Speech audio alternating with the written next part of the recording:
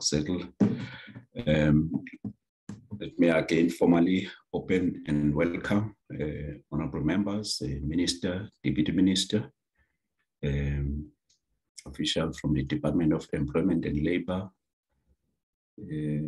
honorable members, CCMA leadership, the staff of the committee and staff of Parliament, general, especially from the communication unit. Can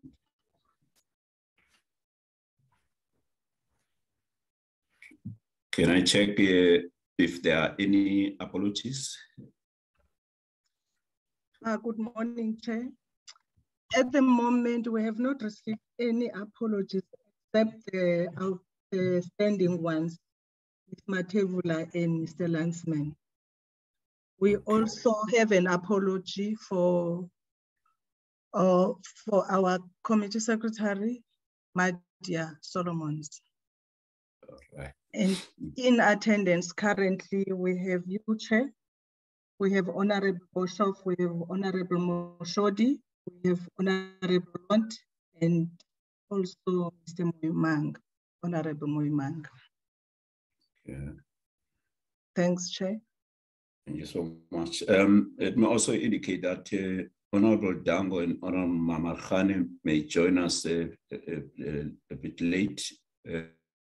They are currently in Parliament to inspect the readiness of the NCOP section of Parliament. I think after that, then the decision will be taken whether we should have a hybrid or full attendance by NCOP permanent delegates.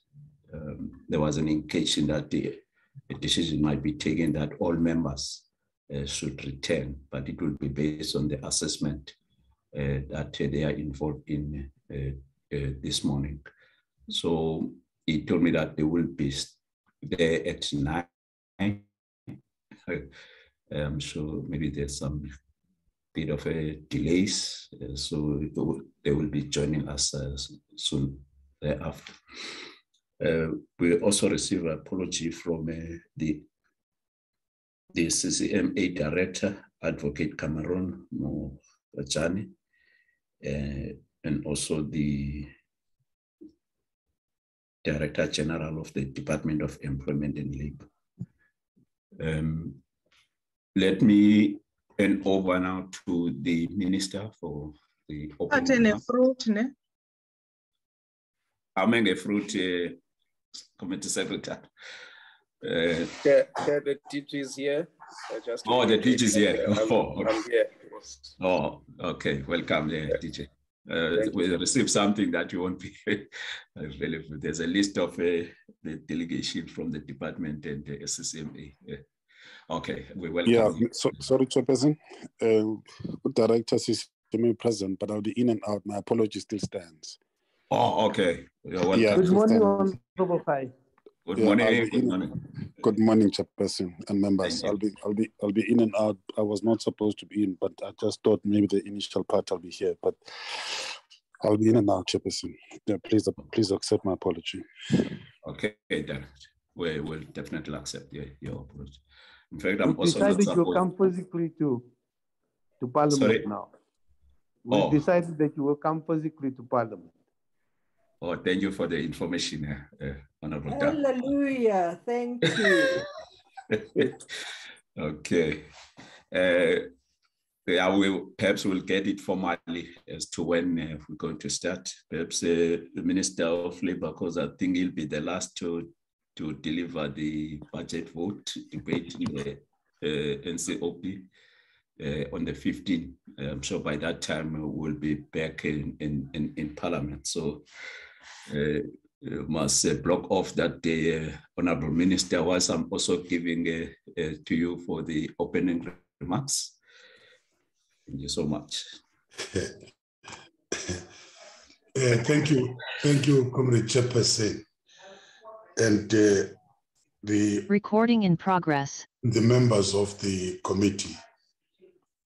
The Deputy Minister, the DG, and all the officials of the department and the entities, and ladies and gentlemen, thank you for the opportunity, Chairperson.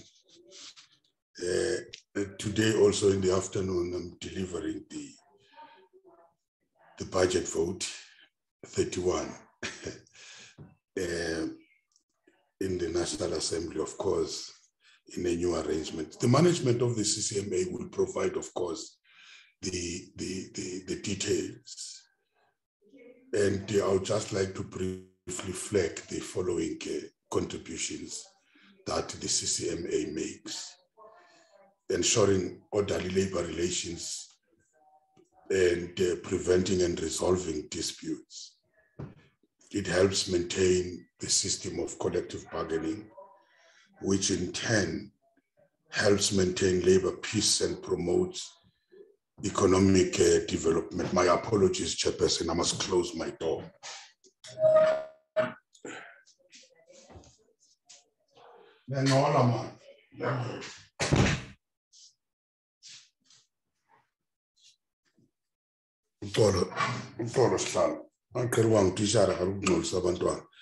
And I was saying the CCMA helps the system of collective bargaining, which in turn helps maintain labor peace and promotes economic development. A stable labor market is conducive to investment. So the CCMA is a vital cog in the machinery of promoting that decent work, helping to ensure the labor legislation is enforced. It also helps that vulnerable workers receive monies due to them from the employer. And the CCMA also contributes to preventing job losses through its processing of the Section 89A, those applications and referral of the distressed businesses to normal TERS, that is the Temporary Employment and Employee Relief Scheme. It also fulfills its mandate, amongst others, by enforcing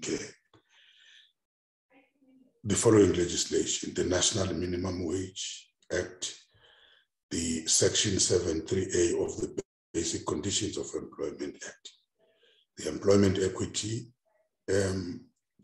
Dispute Resolutions, Section 189, 189A of the LRA Interventions and Job Savings Initiative. So to appreciate the scale of the CCMA operations, in 2019-21, the Council received over 221 referrals, although this number subsequently declined as a result of the lockdown during the first 2 years of the pandemic.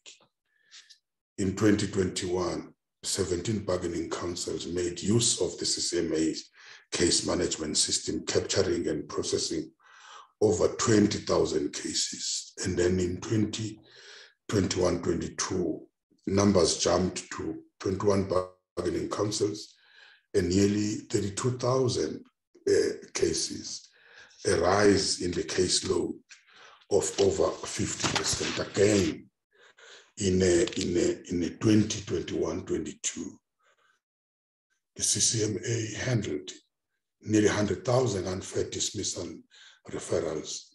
600 of these allegedly linked to COVID-19. In the same period, the council handled 2,500 unfair discrimination referrals. So in relation to labor market stability, so the economic development, so the CCMA has handled 4,000 wage-related issues per annum. So the scale and the impact of the work done, the CCMA speaks for itself. I know that honorable members might be worried about the new waves of strike, and those who have been observing the labor market, it's that period of bargaining. It's that period of bargaining. And of course, we use the CCMA once we see that matters are not getting resolved, but we're always very reluctant just to jump into the bargaining issues. There are dispute resolving mechanisms which are in place, but where it's necessary, we jump in. And when the strikes are becoming, are not getting resolved. But as long as members understand, it is that period of bargaining which normally raises tensions. And again, thank you for this opportunity. And I want to assure the committee that the department and the executive authority value your input and affirm our commitments to the principle of parliamentary oversight of the executive authority. Let me pause there, Chairperson. Comprehensive and granular detail will be provided by the management of the CCMA. Thank you very much, Chair. Thank you very much, Honorable Minister, for the opening remarks. I will now hand over to Mr. Murwa and perhaps ask him to also introduce his delegation. Over to you, Mr. Murwa. Thank you very much, Chairperson. And good morning to the Honorable Minister of the Department of Employment and Labour, the Deputy Minister, Director General, honorable members that are here today, the Director of the CCMA, Professor Mrajani, EXCO members of the CCMA and all present. Thank you very much for the honor and privilege to invite CCMA to this very important session, because ours is just... Sorry, Mr. Murwa. Yes, sir. We'll appreciate if you can please switch on your video. Okay. Thank you. Am I visible? Yes, you are. If you can just adjust, yeah, yes. Okay. Up again. Yeah, there you are. All right. Correct. Thank you. Thank you, thank you, Chairperson. Thank you very much. So let's see. Okay. Thank you, Minister. Thank you very much. Chairperson, as I was acknowledging the presence of all here, I think I ended up at the acknowledgement of everybody here for this session, especially the Honorable Minister, as I've indicated, the Deputy Minister, Director General, honorable members, as well as the Director and the EXCO of the CCMA. Honorable Chair, mine is to come and expand more on what the Minister has already touched on. But perhaps before we do that, I've noticed as we were waiting for the meeting to start that when we have our colleagues in the KZN area and we know what's happening in that part of the country, our hearts goes out to them, and for us, all we can say is obviously to pray in the way that we normally pray through our national anthem that says Africa, because what is going on there is really a tragedy. Our hearts are out to our fellow colleagues in the KwaZulu-Natal province. Now, getting into my presentation, Chairperson, let me start with the outline of the presentation, because everything, I must say, that the Minister has touched on is what the presentation is all about. And by way of start, Chairperson, my presentation will be looking at 8 things. The first thing is the employment law framework and the constitutional provision as to where the CCMA has the mandate and the power to do what they do on a daily basis. The second thing is we are going to be looking at... Can you flight it whilst you're talking on it, please, Mr. Moore? Oh, okay. I thought you have it there, and I'm not sure if I'm able to flag it. I'm not quite good in technology. Can I then get my PA to help me on that? Okay. I think we've got it on now, yes. Oh, yeah. You can continue then. All right. Okay, thank you very much. As it appears there, my name is Murwa, because I know my two-barrel name is too long for others to pronounce it. But you can simply call me Murwa.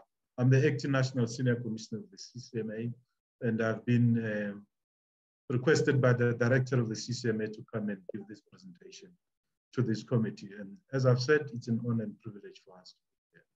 Now, getting into the presentation outline, we're going to be looking into the law framework and the constitutional provisions where the CCMA gets the mandate to deal with what it is dealing with on a daily basis. Secondly, we'll be looking at the mandatory functions of the CCMA. If I'm not sure if I'm able to move the slide as I'm sending. I don't think I can. Okay.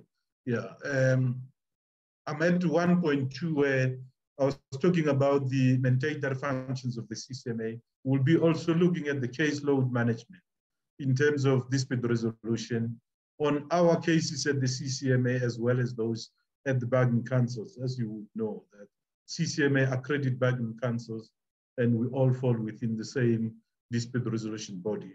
Hence, we must report on all dispute resolution cases in the whole country, including those of the bargaining council. We will also be looking at dispute prevention and workplace outreach. This is a unit that specifically deals with awareness raising, with trainings and capacity building of our users on a daily basis. Chairperson. Again, we'll be looking at, going to the next slide, we'll be looking at the indirect contribution that CCMA makes towards the labor peace and the economic development that the minister touched on through our unit of collective bargaining. We'll also be looking at the indirect contribution towards poverty reduction, unemployment, and inequality through the statutory functions that we do on a daily basis. Of course, there are challenges, and we will be looking at how we assist the vulnerable workers to enforce the awards on monetary payment. There's a distinction because awards can be by way of reinstatement or employment, and others are by way of monetary, and we assist the vulnerable that qualifies in terms of the statutory provisions, those that have been awarded monetary payments through the awards. We'll also be looking at the 2022 social impact in terms of targeted plans and programs on stakeholder management. That's in a nutshell the outline of what CCMA will be presenting to the committee today. And getting into the... Can I also ask Mr. Mro if you can be done by 11:15? Okay, I will do my best, Chairperson. I will do my very best. Thank you so much. Thank you. As appears on the screen, the employment law framework and the constitutional provision is covered in those pieces of legislation displayed on the screen. First is the Constitution that gives rise to all these other legislations. The Labor Relations Act, the Basic Conditions of Employment Act, as well as the Employment Equity Act. Then outlining all of this framework, Chairperson, top of all this is the International Labour Organizations in terms of its policies and conventions that gave rise, obviously, to some of our legislation, and then followed by the Constitution. And from the Constitution, we have all those pieces of legislation that appears there, being the Labor Relations Act, the Basic Conditions of Employment Act, Employment Equity Act, the newly promulgated National Minimum Wage Act, Unemployment Insurance Act, as well as the Occupational Health and Safety Act. Those are the framework that gives the CCMA powers that it has, so that on a daily basis we can be able to deal with the cases that we do. And we then have the mandatory functions in terms of the Labor Relations Act. Moving into the slide, you will see that we have 7 of those. First, to conciliate the workplace disputes. And we also have the power to arbitrate. We establish the picketing rules in respect of protected strikes and lockouts. We consider applications for accreditation and subsidies, as I've mentioned earlier, that we accredit bargaining councils. We administer the Essential Services Committee, as you would know. Some of the services that are rendered in the country are declared essential because of their nature and the livelihood that may be involved from time to time. We facilitate the establishment of workplace forums and statutory councils. We also compile and publish statistics and information about our activities. Those are the mandatory functions of the CCMA. Moving into the discretionary functions of the CCMA, we supervise the ballots for unions and employers' organizations, as and when they may want to have the ballots, for example, during the possible strike action. We provide training, as I've indicated. We have a unit, dispute prevention and workplace outreach. We provide training and information relating to the primary objectives of the Act. We advise the parties in terms of the law on any dispute in terms of the procedures that the parties may follow. We offer to resolve dispute that may have not been referred to the CCMA, but that may have an impact on the society and possibly be of public interest. We publish guidelines on any aspect of the LRA, and we also make the rules. We conduct and publish the researches that informs, for example, how we approach things that assist our commissioners and everybody else. We train and advise on collective bargaining structures, workplace restructuring, consultation processes, termination of employment, employment equity programs, and dispute preventions. We also assist on the administration nature of employee earning, as we have indicated already, those that are earning below the threshold chairperson.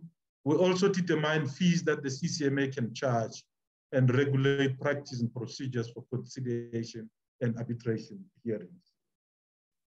Moving into the presentation, we just thought we need to therefore look into the caseload management, as touched already by the Minister of Employment and Labor. And these are the figures on the presentation. In 2019-2020 financial year, CCMA dealt with 221,547,000 referrals. That's how much CCMA was kept busy. And as a result of the COVID restrictions, lockdown levels, regulation and office closures, the number of referrals received during 2021 decreased by 67,000. And this justifies and demonstrates the decrease because of the restrictions, the lockdown that the country had to embark on as part of managing the pandemic. A further decrease in the number of referrals received during 21-22 was noted, and this was just a mere 2,634 referrals. And this decrease of referrals, and comparing same with the number of Section 189 referrals received on the last year, it is because of the less retrenchments as a result of the labor market stabilizing. Now, these are the 3 years. If we move to the next slide, you will see the referrals in terms of the actual numbers. Starting with the financial year 1920, we dealt with 221,547 that we spoke about. There was a decrease in terms of the referrals due to the lockdowns restrictions that we spoke about. And we saw 154,143,000 referrals in the year 2020-2021. In 2021-2022, we dealt with 156,777,000 referrals, and you would note an increase on the number of referrals there because we started seeing the relaxation of the restrictions, and also people were beginning to respond to the hybrid models of referral system that we have introduced as the Commission chairperson. Now, moving into the next slide, we just looking at the comparison from April 2021, we have seen 12,214 referrals that were received by the Commission. And we're comparing that with April 2022, where we have received 11,653 referrals with a decrease of 561 referrals. Now, the CCMA doors have now been opened, chairperson, from the 1st of May. And obviously, we are anticipating a considerable number of referrals to increase going forward into the financial year. Moving into the next slide, we looked into April 2019 to March 2020, where we had 16 bargaining councils, as we have referred to them earlier, who have used our system called case management system. This is the system that assists in managing our work on a daily basis. The councils on their own had to deal with 20,643 cases that were kept in process as per the case management system. And in the following year of 2020-2021, then there were 17 bargaining councils that dealt with 20,681, a slight increase in the number of cases that were dealt with in that financial year. In 2021-2022, there were 21 bargaining councils that on their CMS or case management system, we saw an increase in terms of the referrals to 31,968, and the increase there was 11,287. These are the numbers that I spoke about earlier, Chairperson. You will see the distinction there, and I don't think it's necessary to repeat, but just in that format, you can see the numbers that I've referred to earlier. Now, we also thought it better to also share with you the COVID-19 and mandatory vaccination referrals that the CCMA received over a period of 13 months, from 1st April 2021 to the 30th of April 2022. We've received total referrals, including COVID-19 mandatory vaccination, of 168,538. Of that total referral of 168,538, the COVID-related referrals were 968, which constituted 0.57% of the total referrals of 168,538 that we spoke about. And of those cases, the number of mandatory vaccinations were 292, which constituted 0.17% of all the total referrals that the CCMA received. For that same period, as you would know, majority of our cases are more on unfair dismissal, but this time we thought we need to distinguish between COVID and mandatory vaccination from the normal unfair dismissal cases that we deal with on a daily basis. And 601 out of the total of 99,219 unfair dismissal referrals were linked to the COVID-19. In other words, of the 168 that I've referred to, 99,000 of them were for unfair dismissal. And in the 99,000 of the unfair dismissal, 601 were related to or linked to COVID-19, which constitutes 0.6%. 204 of the 99,000 unfair dismissal that I have referred to were for mandatory vaccination. And that constituted 0.2% of the total dismissal referral that the CCMA had to deal with. Now, still on the COVID-19 and mandatory vaccination referrals, there were unfair labor practice disputes that were referred to the CCMA. And that constituted 15,260 referrals that the CCMA has received of the total 168 that I've referred to earlier.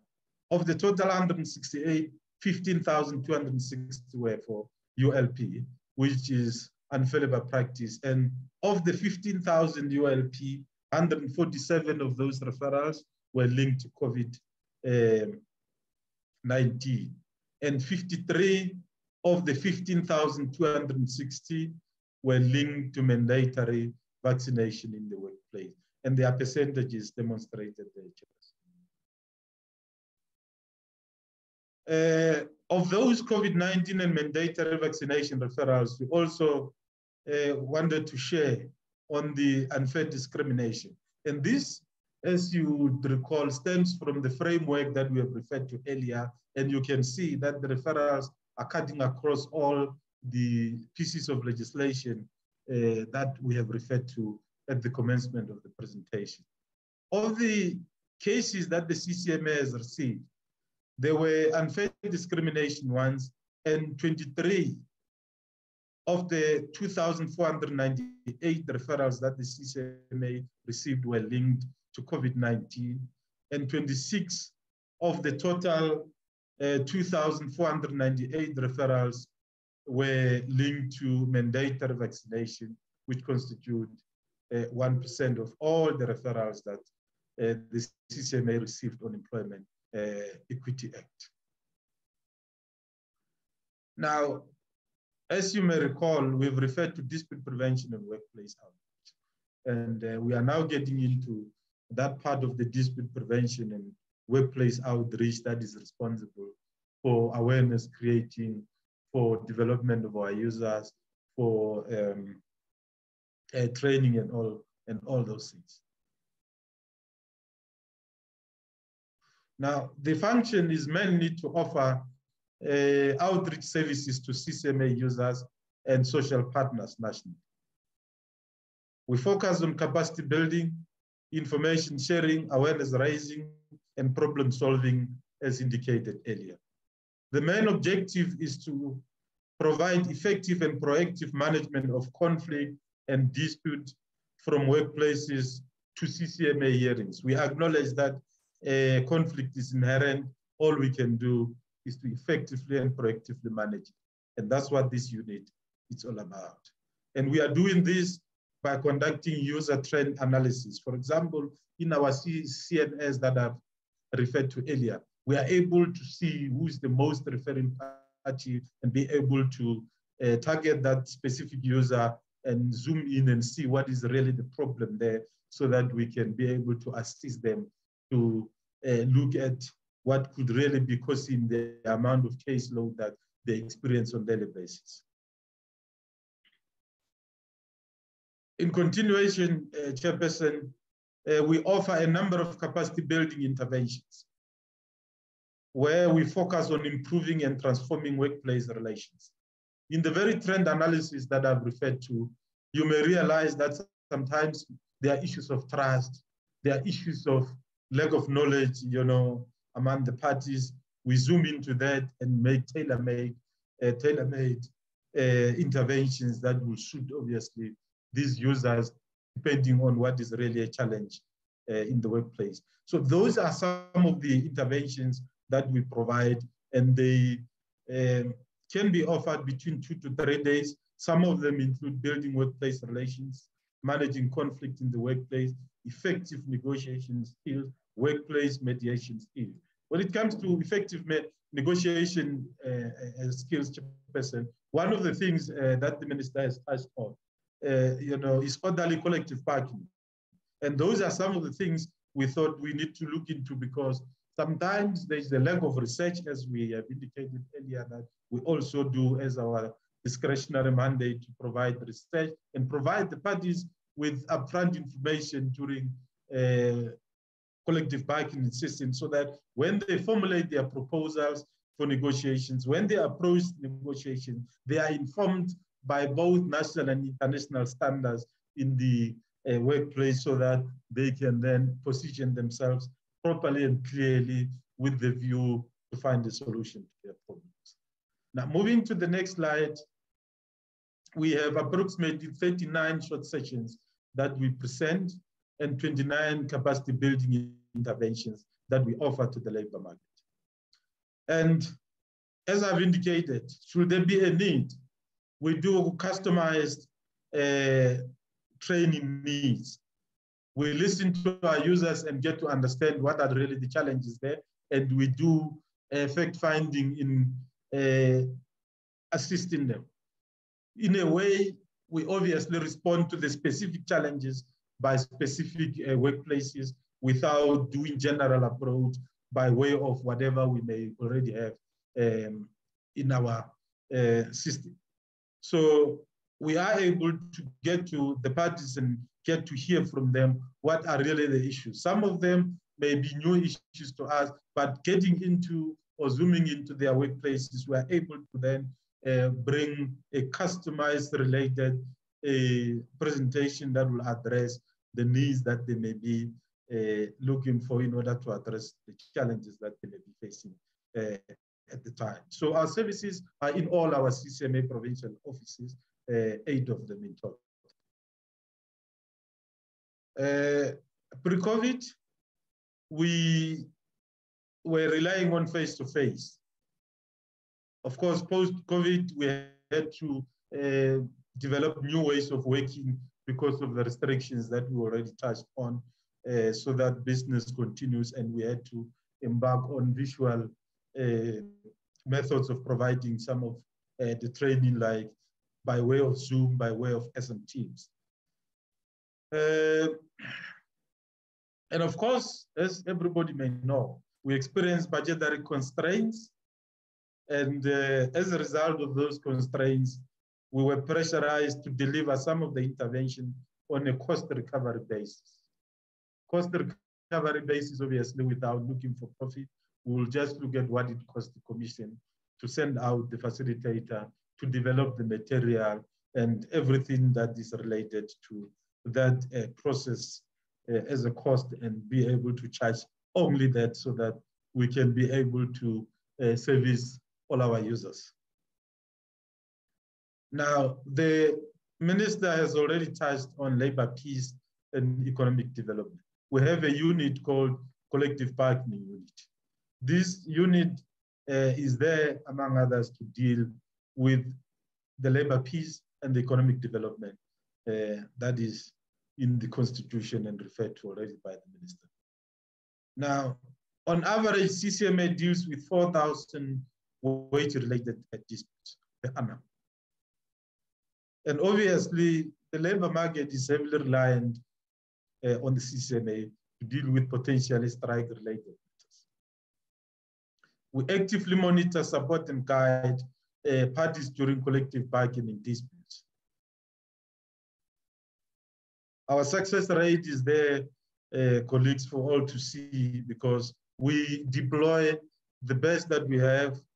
CCMA director would always refer to the world-class commissioner in a world-class institution. So all the time we develop commissioners to suit the labor market needs, to ensure that we are able to respond to the labor market needs, hence the success rate that we see on a daily basis, as and when there are such issues, as and when we deploy such commissioners to go out and do interventions. Now, these are the number of referrals, Chairperson, on this slide.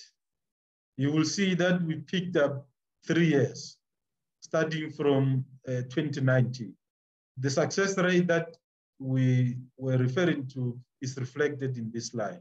You will see that in 2019, we had 1,330 referrals in Q1. We've settled the majority of those by 62%. In 2020, during the lockdown restrictions, we saw a decline or a decrease in the referrals. We only had 285. Still, we resolved 50% of those. In 2021, the same quarter, we saw an increase in the number of referrals to 1,160. Again, we've resolved majority of those. So if you go through all these quarters, you will see in 29, Q2, we had 1,470, 1,470. We've resolved 60% of those referrals. In the same quarter of 2020, we had 1,141 and we resolved 50%. In 2021, we had 1,044 referrals. We've resolved again the majority of those by 57%. So you can see, if you follow the slide, that year in, year out, quarter after quarter, CCMA has been striving and really making an impact in the labor market by making sure that there is economic development, there is stability and labor peace, by resolving all these, strike-related disputes that would obviously have an impact in the labor market. So I'm not going to go through every single quarter, but at least I've gone through two where you can see, the statistics that the CCMA is able to demonstrate the impact that we have referred to earlier in the previous slide. Moving into the next slide, these are the observations that I have referred to among others earlier. But there's been an overall decrease of the collective bargaining matters, as I've referred to, as a result of the restrictions. You will see there we are referring to Q1 of 2020, 2021. Also for the period 1st April 2020 to 30th June of 2020. That is when we were beginning to see lockdowns and some other restrictions that the government had put in place. The initial approach was obviously to extend the existing collective agreements and put a moratorium on the wage increases due to the economic impact that the pandemic had on the economy. We also witnessed a slight decline in the across-the-board increases linked to CPI and zero-based increment, and also below the CPI because of the very restrictions and the impact the restrictions had on the economy. And the focus was more on balancing job retention and increments as economic activity resumed in 2020. I mean, we all know that everybody was affected by the pandemic. The economy affected everybody, and there had to be a balance between retaining the jobs of those that could still be employed, but also ensuring that where possible increments are given as far as possible. In Q4, moving into the next slide, of 21-22, the deferred bargaining system that we spoke about for the previous quarters and the financial year started resuming. Of course, there were fewer wage disputes as a result of people recovering from the collective bargaining system that had to be deferred due to the economic challenges that everybody experienced.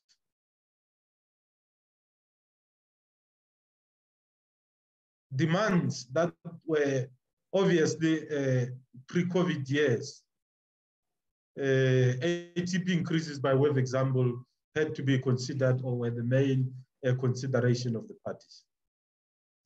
There were few demands that were specific in response to COVID-19. For example, special allowances in respect of health and safety, danger pay, and extended sick leave.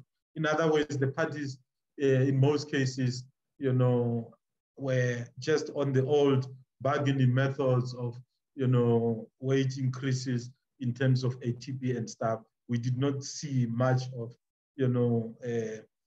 demands that were addressing specifically or responding specifically to the COVID-19 challenges.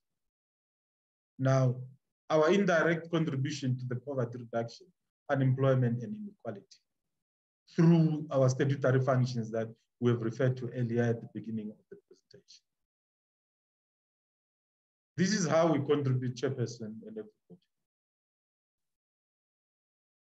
Through statutory interventions by way of enforcing the National Minimum Wage Act. You would know that should a person or should an employer not comply, such disputes can be referred to the CCMA for compliance. We also do Section 73A, Basic Conditions of Employment Act disputes. We do also employment equity related disputes. We do Section 189 and 189A of the Labor Relations Act and job-saving initiatives. We have also put a special dedication to a return to work by way of reinstatement and reemployment. So these are some of the methods that CCMA is able to contribute towards poverty alleviation, unemployment, and inequality.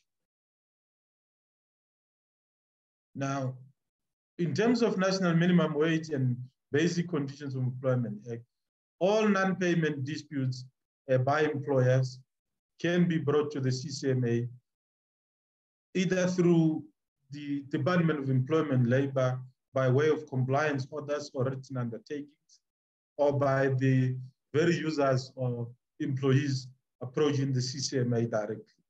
When such cases are brought to the CCMA, we consider and arbitrate such disputes. And of course, there's an exclusion for those that are above the threshold of 224,000. We also contribute by arbitrating disputes of equal pay for work of equal value, as you may know, harassment-related dispute, unfair discrimination dispute on listed grounds. Employment equity promotes equal opportunity and fair treatment in the employment.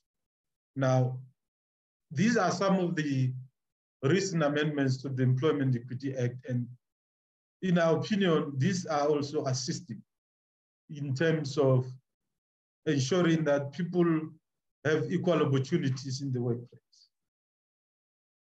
Moving into the next slides, these are the actual figures in terms of what we're talking about, the BCA, Employment Equity, and the National Minimum Wage Act referrals that the CCMA deals with. We looked also from 2019 up to 2022. The employment equity cases, or let me start also before Chairperson with the basic conditions of employment or national minimum wage. CCMA received 35,767 of those cases pertaining to basic conditions and national minimum wage act. Those are section 73A dispute in terms of the BCA and also non-compliance with the national minimum wage act. We also received 3,619 referrals of employment equity-related disputes in 2019-2020. The total of all the referrals for that financial year are 39,386. Moving into the following year of 2020-2021, we've received 2,105 of the employment equity-related cases. Basic conditions, we've received 19,471. National minimum wage, 4,744. And in total, we have received 26,320. And you can see the figures moving up to the total up to March 2022. CCMA in total received 101,619 referrals of BCA, employment equity, and national minimum wage referrals. Now, this is just a repeat of what I have demonstrated earlier, the 39,386 referral in 2019-2020 financial year of all these pieces of statutes put together. The referrals in respect of these pieces of statutes combined decreased by 13,000 during the following year of 2021. Because in that following year, we received only 26,320 referrals. And I'm sure we will understand that it was more of the regulations, the lockdowns that had to be imposed. We have then seen an increase of 9,593 where we have recorded in the following year, 21-22, when the regulations had to be relaxed, to 33,571. And on employment equity, we received 8,066 during the said periods mentioned above. And then followed by the National Minimum Wage Act by 10,483. Now, we contribute also, as we have indicated, on Section 189. Section 189 are more of a mini-scale retrenchments. And we have looked at the years from 2019 again up to the year 2022. Dismissals related to operational requirements in 2019 and 22, sorry, Chairperson, is 6,254. And in the following year, we've seen an increase. And in the 21-22 financial year, we only received 3,873. And in April of 2022, only 276. And you would know April 22 is just last month. But in total, for the 3 years, we've received 18,987. On the employee dismissals, we've received in financial year 1920, 15,275. Right up to the end, you will see that we've received 53,275, moving into large scale retrenchment. 2019, we have received 761. They increased in the following year, 2021, by 1,111, decreased in 21-22 to 480, and last month, there were 25. In total, so far, we've received 2,380. The employees that were to be affected or were affected by these referrals. In total, just moving into in total and considering the time, Chairperson, it's 434,000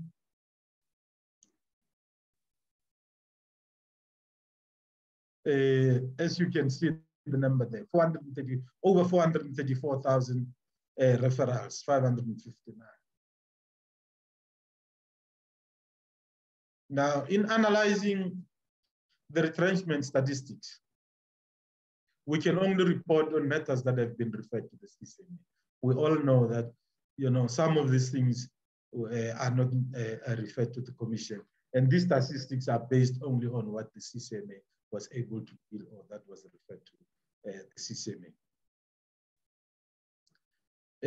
Due to the pandemic, we have seen a spike in the retrenchment activity, where we have seen a 60% increase of jobs lost in the financial year. But as economic activities resumed, there has been a decline in retrenchment referrals for obvious reasons. Moving into the next slide, we have a commendable track record, Chairperson and everybody, in mitigating job losses, because CCMA was able to save up to 40% of all the possible job losses that you have seen earlier in the previous slides. And in terms of the initiatives that the CCMA has put forward, we're working with some of our sister unions like Productivity SA, the UIF, DTI, and IDC. We're collaborating also with the tiers that the minister has referred to that assist with organizations that are experiencing distress. That is the percentage that I was referring to earlier, that we have been able to save more than 40% of the jobs that were to be affected during the retrenchment period. Now, moving into the next slide, the percentage, as you can see, that we've been consistent as the Commission from 2019 up to 2021. In 2019, 2020, we have saved 42% of the possible job losses. There were 779 referrals that the CCMA received. And the number of employees that were facing retrenchment at the time were 52,000. And of the 52,000, only 30,000 of them lost their job, and 21,870 jobs were saved. That represents 42%. Moving into the following financial year, we've received 1,124 referrals with possible job losses of 138,860. Only 80,000 of the 138 jobs were lost, and we have saved 58% of those jobs, which represent 42%. Into the other year 21, you will see that we have received 420 referrals with a possible job losses of 46,000. We have been able to save 18,000 of the 46,000 with 28 losing their jobs, which then represented 40%. So we have been consistent at around 40% as the Commission in contributing towards the job losses in the labor market. Now, how do we also assist in poverty alleviation, among others, and employment? We have efficiencies of reinstatement and reemployment, where during hearings, commissioners emphasize the issue of reinstatement where possible. They emphasize the issue of reemployment where possible. Of course, there are limitations. We recognize the right to association in terms of the Constitution, because some of the employees would say, no, I no longer want to go back to the same employer. Unfortunately, there's nothing we can do. That is a constitutional right, which is the right to association. If there are circumstances that prevents the continued employment relationship, for example, if it is intolerable, where an employee may say, look, I have resigned because of the intolerable working condition. As a result, I'm not prepared to go back there. We respect that, and there's nothing we can do. But also where it is not practical, for the employer to reinstate or reemploy, those are some of the limitations that CCMA is experiencing that prevents the reinstatement or the reemployment of the employees. The return to work statistics, you will know that the statistics are very low from some of the reasons that I've already touched on. Irrespective, we continue to emphasize the language of reinstatement and reemployment, but of course, considering those limitations, I would believe that CCMA is doing its best under the circumstances. And we are doing this as part of our effort to fight poverty and unemployment. And we believe that this contributes positively to the economy and ideals that are envisaged in the social. Now, these are the settlements that we have been able to get on reinstatement. We've looked at the 3 years once again. Looking at the first year, the reinstatement, we have been able to have 5,300 of those. We have been able to reemploy 2,030. The monetary ones are always high because of the limitations that we've touched on already. In the first year, 59,705 of the settlements that we have done were of monetary value, with the rest being of reemployment, reinstatement, other were 5,800. Others could be withdrawals, agreement on mutual termination. And in that year, we had a total of 72,835 settlements that the CCMA was able to get. In the following year, you will see also the monetary settlements were high, 32,000, reemployment 895, reinstatement 2,574, and other 1,504. The total was 37,000. So those are the figures just to show how CCMA contributes towards alleviation of poverty, reduction of unemployment. And the final year is there, Chairperson, at 44,000 with reemployment and reinstatement sitting at 1145 and 2,600 respectively. The total amount of all the settlements for the 3 financial years amounted to 154,100. The awards that were able to reinstate, considering and take into account the limitations that we have referred to. Because some of these people, as we have indicated, would come to an arbitration and say, if you have to fight in my favor, I am not interested in a reinstatement. I would rather take monetary award. So the figures are there. For the first year of 2019, reemployment was only 30, reinstatement 2,221, with monetary still leading. The following year, you will see reemployment was only 19, reinstatement was 1,473, with a total of 9,248. The 2022 year, 25 and 1905 respectively on reemployment and reinstatement.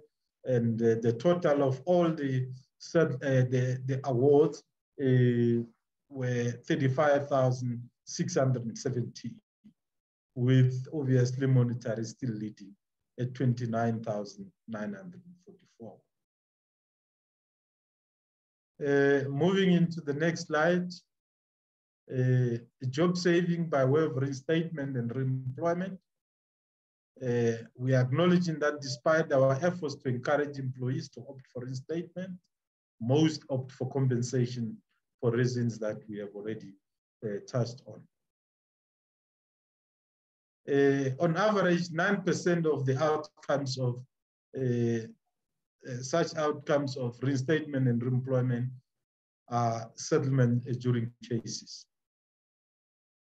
17% of those outcomes are by way of awards that commissioners issue. And 80% are awards on compensation. Those are the statistics in terms of how we got to the numbers that I've referred to earlier. Challenges that we have experienced, if we may move to the next slide, yes. Enforcement of those arbitration awards, especially the monetary ones that we have referred to. We provide assistance in terms of Section 115 by working with the sheriffs to ensure that the fees that are required to enforce such awards are paid for by the CCMA should the sheriff not be able to recover them from those respective defaulters or employers during the enforcement of those awards.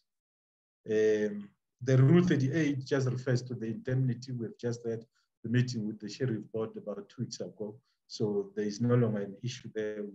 We sorted. The targeted plans and programs.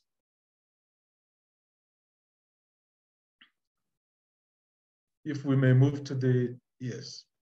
We have memorandum of understanding or agreements that we have entered into with some of our strategic partners, as you may see them there. ELEC, which provides support to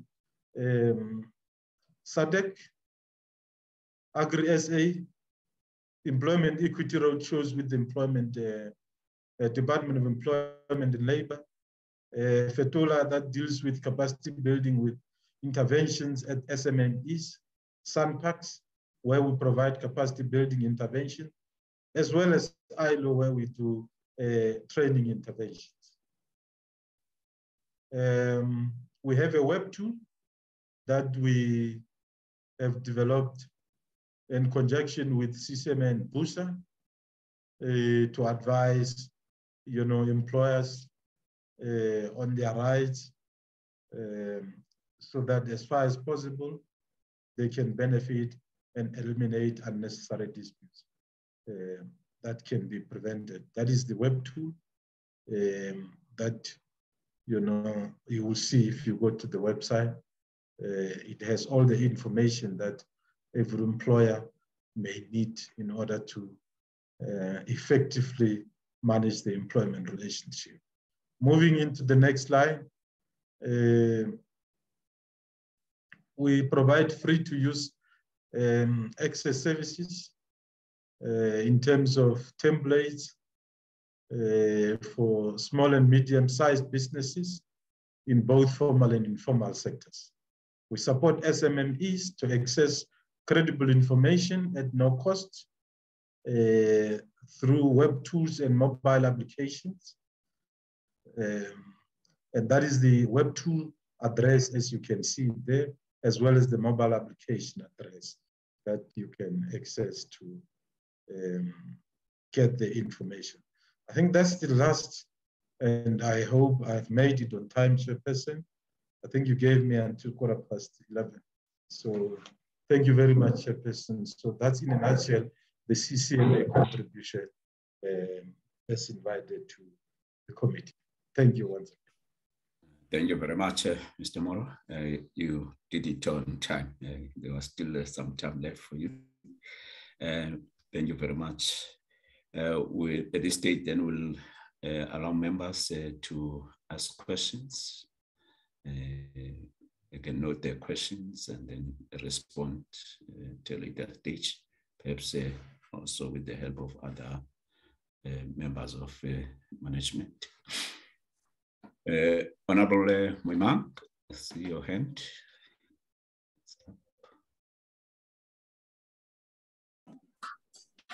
Thank you, Chair. Let me. Can I ask Mr. Mora to switch off her microphone in the meantime? Let me extend the order of greetings to the chairman of the members, the minister, and his team, and also to welcome the presentation that's led by the minister. Just two questions from my side. Chair. The first one relates to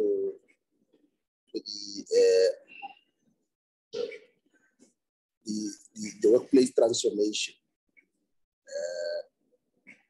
and balancing that within the conflict resolution, given the fact that these two aspects, both the workplace transformation and conflict resolution, is the core of the dispute prevention and workplace outreach unit. So the question that I want to pose, Chair, is how would the CCMA characterize the success of this branch in terms of developing capacity and creating an atmosphere for conflict-free workplace and sustainable collective agreements? The second one relates also to the distinct opportunities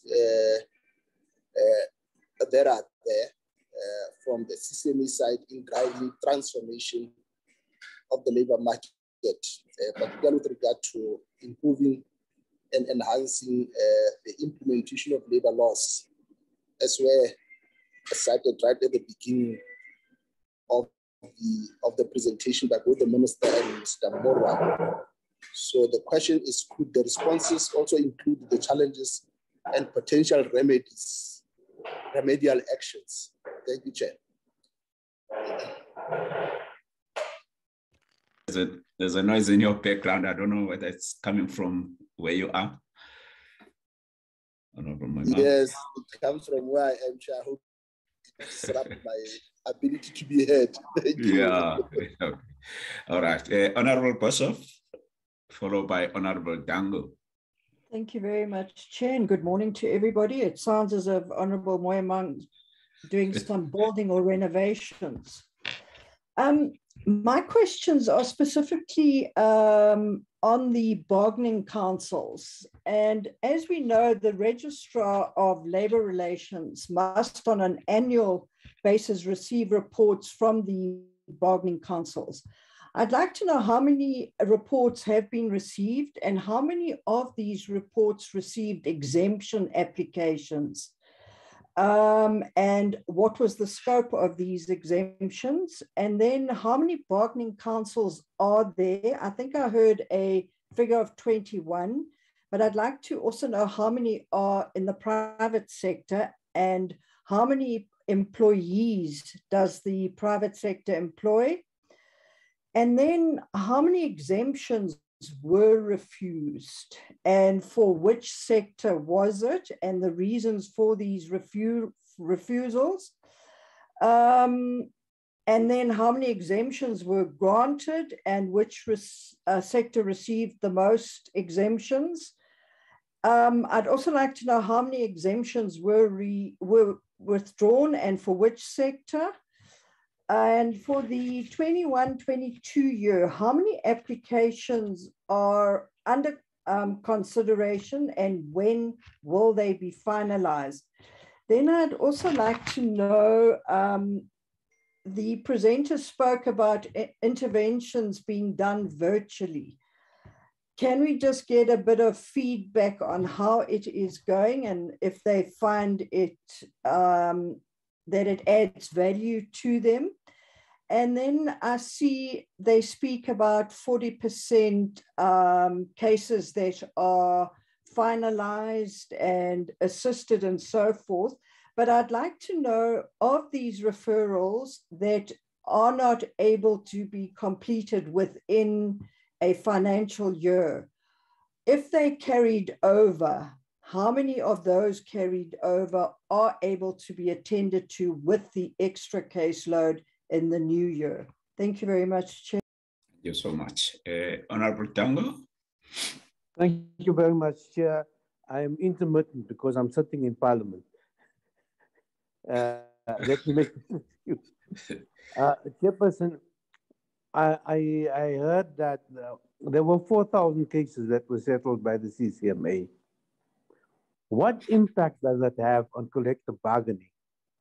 If they are settling individual cases like that, the issue of collective bargaining, how is that positively impacted or negatively impacted?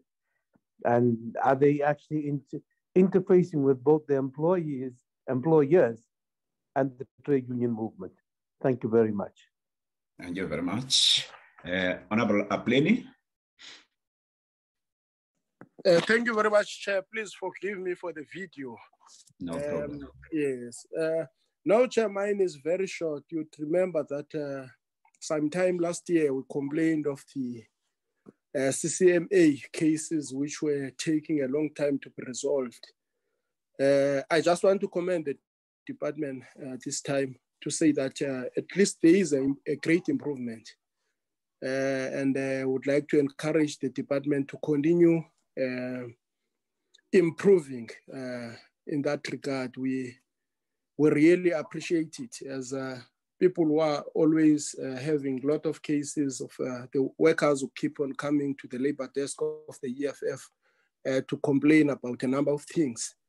Yes, there is a great improvement in terms of resolving those cases and would like to recommend the department for that. Thank you very much. Thank you so much. Before you respond, Mr. Moro and the team, I think the last time we met with CCMA was through a joint meeting with the portfolio committee. I think it was in 2020. We commended the work that you're doing. and we continue to be impressed. In fact, we were asking the department to at least give you more money. We've seen that in terms of the transfer from the department, there's more money that goes towards your entity, CCMA. Just a question for me on the app that you've developed between yourself and BUSA and small businesses that focuses in particular on small and medium enterprises. Do you have a way of monitoring its use so that you have a data of how many people logged in, so that it's not just useless, those that are targeted for that app are not utilizing it? So my question is whether you have monitoring mechanisms of knowing how many people. I think the last one, I still feel that I think even the department need to do something with regard to this issue to assist CCMA on the issue of sheriffs reluctant to enforce the awards. I don't know, Minister, if perhaps you could discuss this with your colleague, particular maybe the justice system. Because I know in my previous life, I used to assist in particular domestic workers because they did not have a union to represent them. They would come to our office, would assist them, plan with them how to, when they go to the conciliation stage, what they should do when it's arbitration. And they used to win those cases. But then employers would refuse to implement the arbitration awards, and then it would get to the stage of being sent to the sheriff. And most of the time, then the CCMA would say, no, they don't have a role to play. So it's up to the employee herself to take it further. I think I remember at that stage, you even had to write to the organization of the sheriffs. I forgot the name. I think it was based here in the Western Cape, the sheriff organization. That still did not help. I felt so bad with some of these domestic workers. They always come to the office and there was little that we could do. But I'm surprised that almost 20 years now since I handled those cases. There's still a problem with regard to sheriffs being reluctant.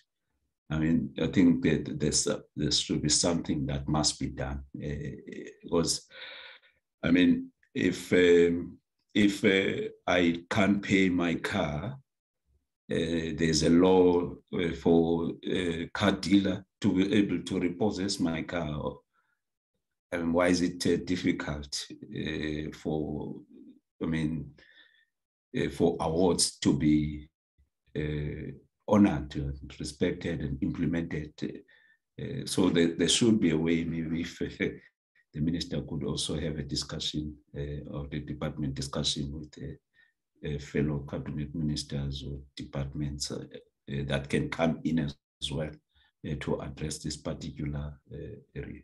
It's what I'm surprised that it's still going on even at this stage, because it renders those arbitration awards meaningless, to those workers. Otherwise, I'm very happy with the report. As we were saying that we were happy when you tabled your strategic and annual performance plans in 2020. Keep up the good work. But back to you in terms of responses to the questions. And maybe the DG and the minister can come in at a later stage after the CCMA has responded to all the questions. Thank you so much. Mr. Mara. Thank you, Chair. Yeah, and thanks also for inviting the Department of Employment and Labor, because some of the questions are related to them, like questions on exemptions. of the bargaining councils, because they are the ones that normally deal with such applications. So I would ask if they can assist there, because CCMA does not deal with exemptions. Well, the application in terms of the tool that we have established for SMMEs, I would think that we should be able to monitor to see the usage, and every year, obviously, we discuss with our colleagues, and I have not, as far as I'm concerned, been able to hear some complaint about, you know, the usefulness of the tool, and I want to believe that they are using it. I may have to obviously get the direct numbers in terms of the usage if the system is able to show. But I'm confident that the service is being used regularly by small businesses, because we also promote it from time to time, so that it's another tool that they can use as and when they need to resolve issues within their workplace, but also to learn. There was a question about visual training in terms of the value, as well as the carryover of the referrals. Look, the new normal has challenges and some great benefits.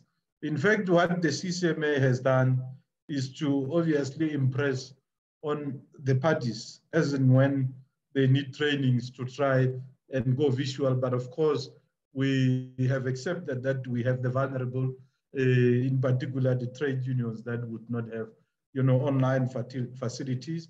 But in the main, there are certain companies or users that are able, like your big mining houses, where they will then host even, you know, the unions within their boardrooms and be able. And I can say from our analysis, the value is there.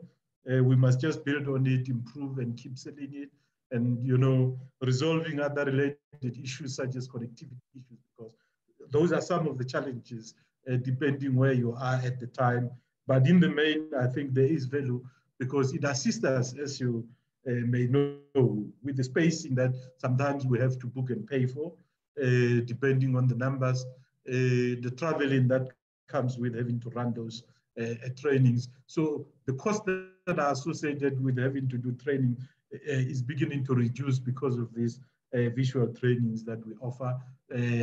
We see that users are beginning to respond positively in terms of the hybrid model that we are using.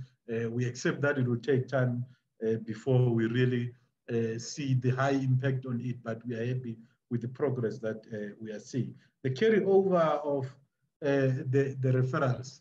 Look, we have timelines within which to resolve dispute, and we strive majority of the times to comply and ensure that we live within those timelines. If we don't live within those timelines, we have to obviously motivate for extension of those timelines by the CCMA National Office. So there is a strict monitoring on compliance in terms of the timeline. So the carryover in terms of referrals, particularly, you know, the retrenchments one, where we're talking about, you know, large-scale retrenchments. They are there, but minimal. They are being monitored, and because of the strict monitoring of those, we see high progress. And I think in the main, we are really not having that much that, you know, is being carried over. But whatever is carried over, we live within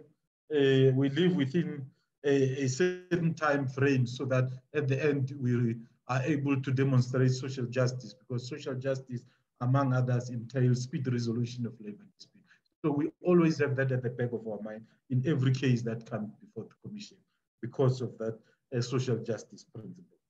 The 4,000 cases on collective bargaining, the impact on the labor market, obviously without doubt, the impact is there, but with the success rate that we have been able to demonstrate, you would know that currently, other than the Sibanye Gold, I think the The market is relatively quiet. There are a number of strikes going on, but in the main, CCMA is able to assist the parties, either through conciliation, but also through the Section 150 interventions, which are obviously after the conciliation, where we can still extend our arm to the parties and be able to offer assistance, keep on checking them. And there are instances where, as we come to know about, certain disputes that may have not been referred to us, we're able to approach the parties and offer the assistance. And there's heavy reliance on the CCMA, as we have demonstrated, where parties will always come to the CCMA and say, we need your intervention. In fact, in some cases, some of the parties will even seek our facilitation during the negotiation processes. They do not wait for disputes to be declared before they approach the commission. And we are able to release facilitators to go and assist them during the negotiations process. And in that way, we have been able to see a great success, a great impact in terms of such a service where even before dispute, parties would come to us. And during or in our dispute prevention and workplace outreach intervention, we also promote a bargain facilitations where we will come and give presentation to the parties based on the researches that we have referred to earlier that we may have conducted, be able to take the parties through their sector as to what is going on at the moment and what they may have to be careful about. And we look at both national and international standards as we have referred to. For example, we all know that the mining sector cuts across nationally and internationally. So we do such researches so that at the end of the day, when the parties begin their collective bargaining system, they are able to make informed decisions, knowing what is attainable, what may be difficult. And I think we have seen a success, and I would say, CCMA has really made quite an impact there. I think there was a question about workplace transformation vis-a-vis conflict resolution. I think the dispute prevention and workplace outreach that we spoke about has really made some great strides in the labor market. We have become trusted with such issues that assist with the transformation of the labor market, because one of the critical things that is obviously affecting the labor market is the rivalry of unions. You will know that big employers, most of the time, you will have more than one trade union. As a result, some of the things are not necessarily as a result of the employer or the union being difficult, but the level of competition that may be existing from time to time in the workplaces. So we promote all the methods that we have or the presentations that we have. We go and do 2 to 3 day facilitation processes or presentations that I've referred to earlier in order to assist the parties manage their relationship because of the impact that would normally happen from time to time should there be disputes, in such sectors. So I would say the impact as far as, or the success as far as we are concerned at the CCMA in developing capacity, it's very high. We pride ourselves, for having released, as I've indicated, world-class facilitators to go and give such facilitations and empower people so that as and when such disputes, arise, they're able to resolve them, such that some of them are not referred and are resolved at the workplace, but that even if they are referred, they are peaceful and they are dealt with peacefully in processes. So I would say the success rate on the CCMA is very high. Of course, in terms of challenges, we still experience with the example that I've given of the union rivalries, but also of the new unions that may get into workplace where sometimes how they approach workers or how they approach recruitment, is based simply on wanting membership at all costs. And in such a way, sometimes there are promises that, are unreasonable, that are made, that, are hard to deliver on. And in the process, challenges such as unnecessary strike actions are taken,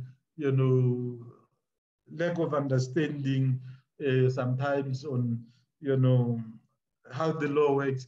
But with our, I think, DPWO in action, I think the success is there.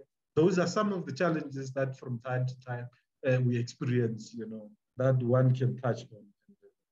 I'm not sure if there's anything that I have left out. Thank you for the acknowledgements in terms of improvement on finalizing cases. I'm not sure, Chairperson, if there's anything that I've left out. I think I've left out the Bargaining Council one in terms of the exemptions, which I've requested our colleagues in the Department of Labor to assist. Thank you. Thank you very much, Mr. Moro. I think the department will take on the issue of the Bargaining Council exemption, and perhaps this issue of reluctance of the sheriff from implementing the arbitration awards. DG? Thank you, Chair, and thanks to Mr. Murwa for the presentation. Chair, I didn't get the question on the exemption when it was asked. I was out. On the maybe if Chair can, that question can be repeated. On the enforcement of the awards, I think that the suggestion you made that the minister should maybe have a word with his counterpart, the Department of Justice, maybe that will help, because we know that previously the challenge was that at some point CCMA didn't have money to enforce the awards, and what we've been doing over the years is to collect money from conscious objectors and then hand that money over to the CCMA so that they can be able to enforce the awards. It's a very difficult thing if the sheriffs don't want to play game, and we can only talk to the Department of Justice, because if it was an issue of the CCMA not being able to pay them, it would be something else. But I think we've addressed that. The little that I understand with regards to the exemption, without having heard the question correctly, is that we don't enter into that space, because bargaining councils are they have their life of their own, and there's very little. In fact, government plays a very little role in terms of influencing the way they work and the way they conclude their agreements. The only role that we play, which was outlined by the CCMA, and also the role that the minister plays in terms of extending collective agreements when they have been concluded. So we don't enter into the fray of the exemptions. Thank you, Chair. Thank you so much, DG, for the response. Are there any follow-up questions, honorable members? I see all the two hands of Honorable Dango and Honorable Apleni. Oh, no, it's an old hand. I'm sorry, Chair. I should have. Yes, I thought this. Okay, so there are no follow-up questions, honorable members. I think all the questions have been responded to. At this stage, let me then thank the CCMA. I think Operation Mvuselelo is still on track. So I'll ask then the minister to make closing remarks, and then also ask members to remain, as we need to deal with the minutes of previous meetings. Back to you, Honorable Minister. No, thank you, Chairperson. I don't have much to say, except to remind the honorable members that they are also expected as the employers of domestic workers and gardeners to respect the labor legislation and pay the minimum wages. That's all I want to say. Thank you, Chairperson. Maybe you should conduct inspections on all the members of parliament. No, at some stage, maybe you need to have a special project. I agree. No, thank you so much, Honorable Minister, Deputy Minister, DG, and the officials of the Department of Employment and Labor, Director of CCMA, and the team. Thank you so much. You are now released. Thank you, Chairperson. Thank you so much. Thank you, dear. Thank you, Chair. Thank you, Chairperson. Thank you so much. Okay. Thank you. Honorable Member. It's not DM or members of parliament, so we can release the officials. Okay. No, you can go and make touch-ups on your speech for this afternoon. Good luck in your debate. Thank you. Honorable members, Committee Secretary, can you flight? We've got a couple of minutes that we've not been able to adopt in previous meetings because of time, honorable members. So deal with those. We'll ask the Enrico to. Oh, okay.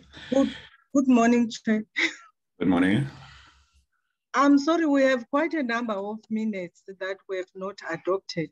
And lastly, when we spoke, you said we will adopt them towards the end of the term.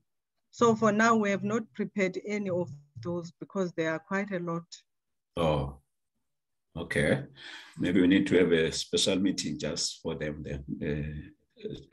We need to look at the program and maybe refer some of the items to the next term. Yes. Yeah, okay. That's it, honorable members. Honorable member. Thank you, Chair, for the opportunity. Just one issue related to the sister committee that is supposed to take place tomorrow. We are requested by the Minister and the Deputy Minister of Public Works to postpone that item because of their engagement for tomorrow. So there won't be any meeting of the State Committee on Transport meeting tomorrow. Thank you, Chair. Thank you so much. So because of the noise in the background, but what I understand is that you announcing that the meeting schedule for tomorrow is now postponed. So that's it, honorable members. We've now come to the end of our meeting. Let me take this opportunity to thank you, honorable members, for attendance and participation. Thanks to the committee staff, parliamentary staff. Thank you very much. The meeting is now adjourned. See you in person. See you, yeah. See you in person. I don't know, Honorable Dango, when exactly are we coming back? Oh, Honorable Dango is gone. I wanted to have a preview. Thank you very much, honorable members. Meeting is adjourned. See you in the afternoon in the debate on small business development and the mineral resources. Goodbye. Goodbye, sis. Goodbye, Chair. Yeah.